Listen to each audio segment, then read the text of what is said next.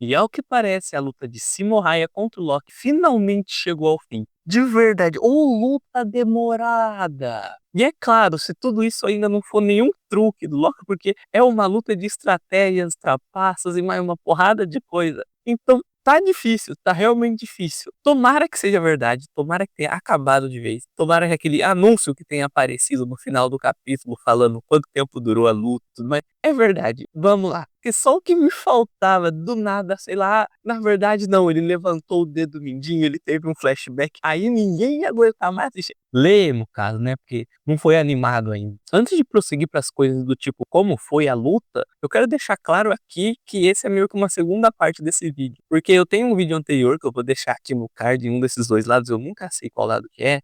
No caso, o primeiro vídeo que eu fiz lá tem um pouco mais sobre o que rolou na história, o Siegfried, o Sr. Odin e por aí vai. Que é o resto que sobrou da luta dos dois. E basicamente essa luta não ganha de jeito nenhum o mais poderoso, tá? Até porque é uma luta de estratégia, é uma luta de pensar e de agir com cuidado. Por exemplo, o Simo, toda vez que ele usava as balas dele para atirar no Loki, ele tinha que sacrificar alguma coisa. E o Loki, no caso, ele tinha uma quantidade de clones que ele podia fazer, a não ser que ele usasse Draupnir, que é o anelzinho lá dele. Eu nem lembro se é esse mesmo o nome do anel. Caso o Loki aparecesse na mira do Simo, ele morria, e caso o Simo ficasse a uma distância muito próxima do Loki, ele morria. Então, é uma dança onde cada um conduz a sua maneira e no final todo mundo se ferra. Literalmente, tá? E o Loki, ele foi, na verdade, ele foi bem esperto quando ele escolheu o cenário mais aberto ali pro Simo. Porque o que ele queria não era parecer mais gentil, mas ele só queria um lugar onde ele pudesse se esconder melhor. Se fosse numa arena aberta, o Loki ele teria muita dificuldade. O negócio do Loki é disfarçar, estar por trás, silenciosamente, cortar a cabeça sem querer. Ele é aquela pessoa totalmente silenciosa, sabe? Se ele fosse pra jogar um RPG, a classe dele seria um assassino sem sombra de dúvida. E eu quero falar uma coisa aqui sobre essa habilidade do Simo de sacrificar partes do corpo dele pra conseguir atirar as balas. Primeiro, nossa vida, o Loki ali tinha inúmeras estratégias que ele podia usar. Eu não sei vocês, mas eu acho que o Simo ele tinha uma quantidade de partes do corpo que ele podia sacrificar. Tudo que o Loki precisava fazer era dar um jeito dele gastar todas essas balas. Porque uma hora ele sacrifica o rim, outra hora ele sacrifica o pâncreas. Se no final ele sacrificasse o coração dele pra dar um último tiro, eu acho que teria sido mais poético. Não sei. Porque, sério, entre tantas maneiras de encerrar uma luta, o Loki faz aquilo assim que é genial. Ele o quê? Chega perto de um cara que sabe como é matar pessoas, que matou mais de 300 pessoas. Ele, ai, é a paciência que a gente tem nessas horas. Mas é óbvio que tem ali desenvolvimento inteiro, tudo mais, inteiro. E o Loki mostrou pra gente as habilidades dele, que não eram só fazer clones. Ele conseguia compartilhar a consciência com esses clones e ele conseguia se teleportar aonde esses clones estavam. E isso é muito legal e muito foda, porque isso permitia o Loki coordenar certinho as coisas que ele queria fazer com cada clone. Então, meio que, tipo assim, ele podia ter montado uma estratégia muito melhor mesmo. Ao invés de ele querer ir com sede ao pote, sabe? Olhar ali o Simo e tentar pegar ele de costas, tentar surpreender um cara que basicamente, assim, tem experiência em campo de batalhas desse tipo, é muito idiotice. Porque naquele momento a estratégia do Loki, a estratégia final dele, consistiu em basicamente ele pegar o Simo desprevenido, sabe? Ele fez um clone dele, deu o anel dele que permitia ele aumentar a quantidade de clones que ele pudesse fazer. Esse clone, ele era a cópia escrita do Loki. O Jack, ele fala isso, pelo menos ali no começo do capítulo 105, tem um certo diálogo do Jack com ele mesmo, e basicamente vai explicar pra gente que aquele clone do Loki tinha todas as cores dele.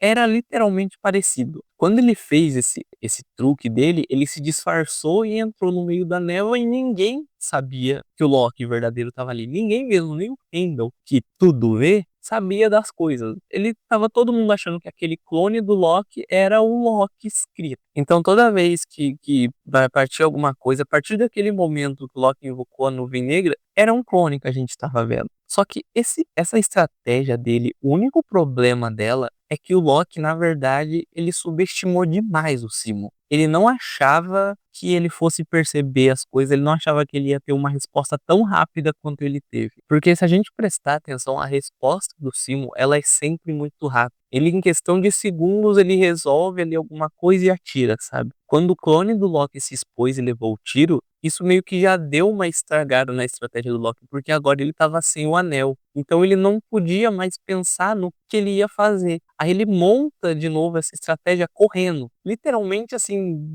ele pensa muito rápido. Só que ele esquece do oponente dele. Ele esquece das capacidades, das habilidades. E não tinha como o Loki sair de onde ele estava, porque o clone, para ele se teletransportar com o clone, ele ia precisar de uma ligação de consciência. Então, ele não tinha como ele pegar o anel de volta. Se ele saísse dali onde ele estava, que é basicamente atrás do Simo escondidinho numa árvore, o Simo ia ver e ia atirar, e o torneio acabava ali mesmo. Ao invés disso, prolongou por 7 segundos e 49. Não, prolongou ali por 7 segundos. Então o Loki, ele pensa nessa estratégia que é ainda mais arriscada. Ela foi literalmente tonta. Pelo menos nesse capítulo, tá? Ele se disfarça de Hércules e parte pra cima do Simo. Só que antes disso, ele também plantou mais 2 clones ali, um pouco distante do Simo. Ele usou o cenário pra isso lá e fez um negócio assim, maluco. Só que como o Simo é muito rápido, ele simplesmente acerta o tiro no disfarce ali do Loki. O Loki, ele imaginou que isso podia acontecer e os pontos vitais do clone que ele tá usando no disfarce não são os mesmos do dele. Ou seja, por questão de milímetros, assim, centímetros, não acerta um ponto vital. O que o Sr. Loki não esperava é que ele simplesmente manteve a mira no disfarce. O Loki não tinha entendido por quê. Aí a gente tem a seguinte explicação.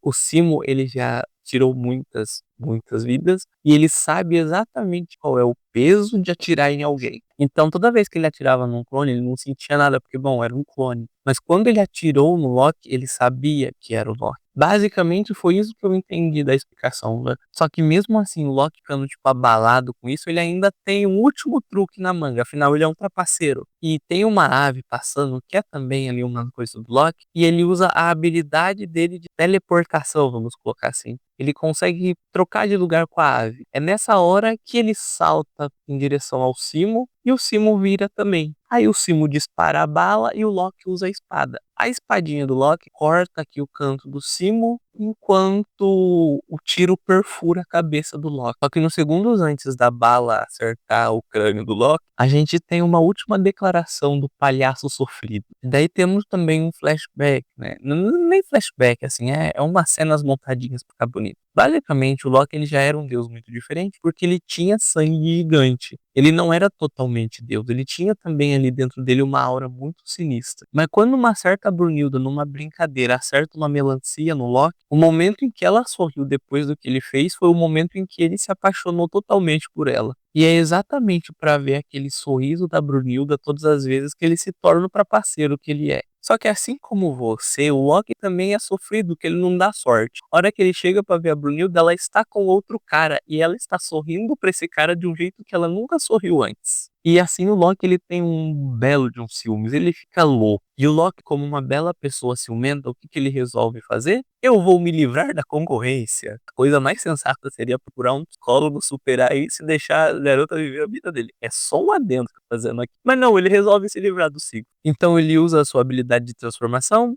se disfarça de Siegfried, corta a cabeça do dragão de Odin, deixa o Odin pé da vida. Ele achou que o Siegfried ia morrer. Só que, como quando o Siegfried e a Brunilda lá foi lá conversar com o Odin, deu uma treta, só que o Odin sentiu dentro dele ressoando as joias para trazer de volta os coleguinhas, isso quer dizer que o Siegfried era importante, o Odin não pôde se livrar do Siegfried dessa forma. Então o que ele fez? Aprisionou ele eternamente naquela prisão. Só que daí, depois de todo esse rolo, o Loki, ele não conseguiu mais arrancar os sorrisos da Brunilda. A Brunilda estava extremamente desapontada com ele e triste, e com isso o Loki nunca mais viu a Brunilda feliz daquele jeito. Então, no seu leito de morte, provavelmente, ele faz a sua última declaração, dizendo um belo eu te amo, e caindo no chão sem vida. Só que o Simo, ele também cai no chão, tá? Ele tá cansado, ele sacrificou alguns órgãos, ele sentiu o peso de tirar mais uma vida. Como diz o próprio narrador no mangá, naquele dia, naquele momento, as suas contagens de morte foram renovadas. E se isso não for mais nenhum truque, A 11ª rodada se encerra com a vitória da humanidade, tirando o placar do empate de 5-5. O negócio tá ficando interessante, tá 6-5, olha só que maravilha. A próxima, eu acho que tem que ser dos deuses. Então, se realmente for o Odin que for lutar na próxima, o Odin vai ganhar. Ninguém. Vamos ver o que vai acontecer. Chutei a lâmpada. Tenho algumas considerações com relação a este capítulo? Não. A todos os capítulos com relação à luta do Loki e do Sigurd. Do Sigurd não, do Simo Hayek. Olha, sei lá, parece que faltou alguma coisa, sabe? Tá meio.